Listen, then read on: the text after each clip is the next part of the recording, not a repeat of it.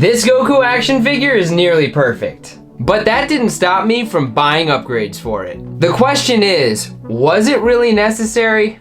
There's only one way to find out. I'm gonna take a look at a third-party head sculpt and accessory kit. And when I'm done, I'll let you know if I think the extra expense really adds to my enjoyment of this near-perfect Goku. I've always loved this look for Goku, with the undershirt still intact from his epic bout with Frieza on Namek. But to date, SH Figuarts haven't given us an official release of this exact version. You can create this look by kit bashing pieces from several releases, but I don't have all the necessary figures to do that.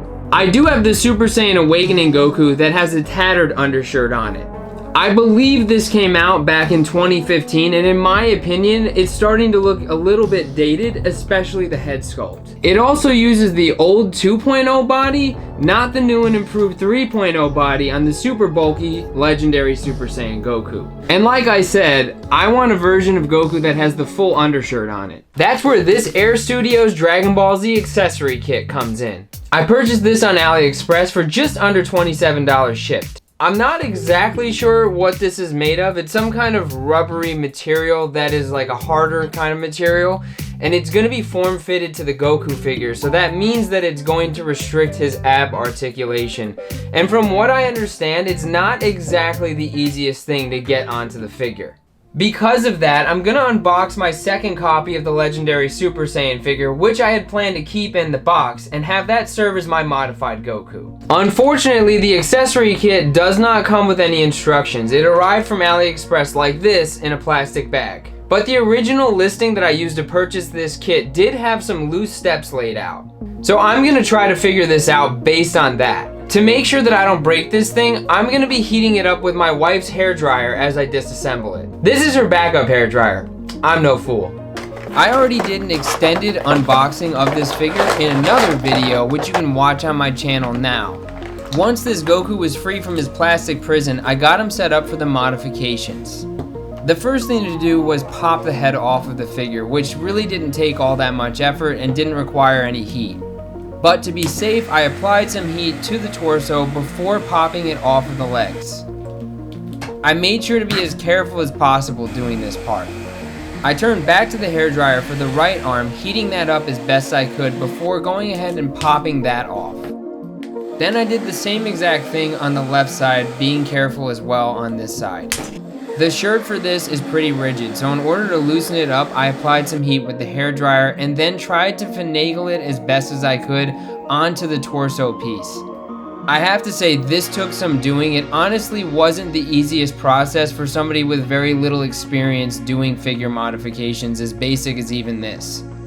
One of the most frustrating parts of this process was trying to add the torn shirt to the actual undershirt piece. You can't see them in the shop, but there's these little tabs that you're supposed to line up on this and the other piece that I'm adding now, which is the actual belt. I actually got a little frustrated with this, and that caused me to forget to add the front piece of the belt before popping the figure back into place. Speaking of frustration, it's time to add the arms back onto the figure, and I start out by heating this up so that I have the pegs ready to go. The first arm went in like a dream, but the second arm was a serious problem for me. The shirt sleeve kind of obstructs the joint and makes it really hard to get this in there cleanly, so I used a clay sculpting tool to try to manipulate the joint in the right position so I could pop it back into place. Both of these are the original US release of this Goku figure. The one that had a different color skin tone on the torso than the rest of the body, which never really bothered me, but if it did bother you, then this shirt accessory will fix that problem. Now that the body's done, let's move on to the custom head sculpt, which is made by a company called Recustom. I ordered this legendary breakthrough set on Namek store for about $46 shipped. I really like the head sculpt on the stock legendary Super Saiyan Goku, and I honestly didn't expect to want any custom heads for this figure. But then I saw this. I always loved the pale yellow, almost white hair color that Goku had during this fight in the anime. I think this set captures that look perfectly, so I had to grab one. This set comes in some very nice professional packaging, and it even comes with this fitted plastic, which is a nice touch to keep this secure during shipments. The face plates included in this are epic. The only complaint I have is that I wish we had a yelling face in this set to go with this Goku. Go ahead and put the new head sculpt on this Goku. So what I'm gonna do is take out, they have the hair piece like this, and then there's bangs and different faceplates. I'm just gonna use the stoic faceplate just to start out. So peg that in first, and just in case you're wondering, this has a different peg mechanism than the stock SH Figuarts, so unfortunately I wouldn't be able to put the faceplates from one onto the other, and it wouldn't actually make sense anyway because the eyebrows are different colors than the hair, so that really wouldn't look right. But after you put the faceplate on like this, then you're going to take the bangs piece and plug it in to the rest of the hair. And be careful with this hair. These are sharp, so if you hit them the wrong way, they kind of hurt.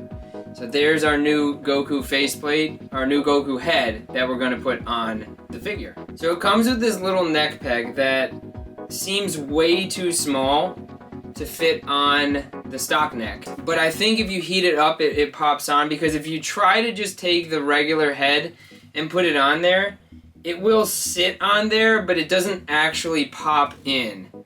And I want to make sure that it doesn't fall off when I'm using it. So I think I do have to use that neck peg. I think you're supposed to glue it. I'm not going to glue it, but I understand that once this goes in there, you actually really need to heat it up nicely in order for it to fit on the neck peg. Okay, let's see if I'm right. Otherwise, I'm going to have to figure out how to fish this out because it's in here really tight now.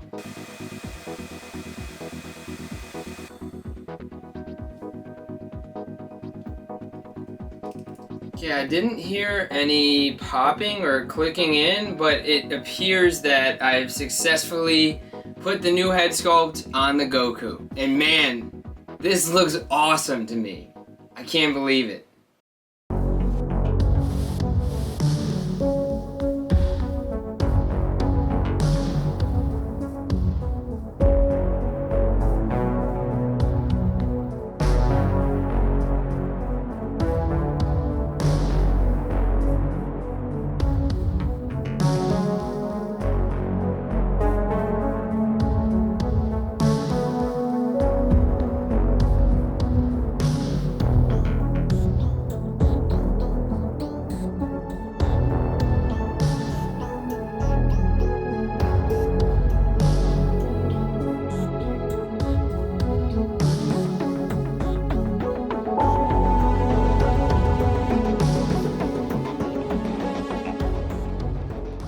Now that the upgrades are in place, let's talk about if this was worth it. You know, from a nostalgia or emotional standpoint, this was 100% worth it to me because I've always wanted this version of Goku in action figure form, and now I have it. But from a cost standpoint, I feel a bit different. The original figure cost about $65 retail. The head sculpt was $46, and the shirt kit was $27. That means the upgrades cost more than the original figure at $73 combined, which takes my modified Goku from a $65 figure to a $138 figure that now has limited mobility because of the way the shirt restricts the ab crunch. So as cool as this is, and I think it's very cool, it's just hard to justify the extra cost, especially when the stock figure is so good on its own. This is actually why I'm pretty selective about when I upgrade an action figure with something like a custom head sculpt. In fact, I've only done this 3 times, and 2 of them were for Gokus. The one in this video, and this windy hair Super Saiyan Goku. But if this is something that you want to do for nostalgia reasons like I did, you've got tons of options. It feels like there's more companies and individual creators than ever making custom pieces for Dragon Ball Z SH Figuarts, and that's really exciting. So what do you think? Would you do the same upgrade? Are there other upgrades that you've done for your Dragon Ball Z figures that you highly recommend? Put them in the comments so that I can check them out and anyone watching this video knows the options that they have on the marketplace. And don't forget to like the video and subscribe to the channel so you can see more epic action figure and diorama content.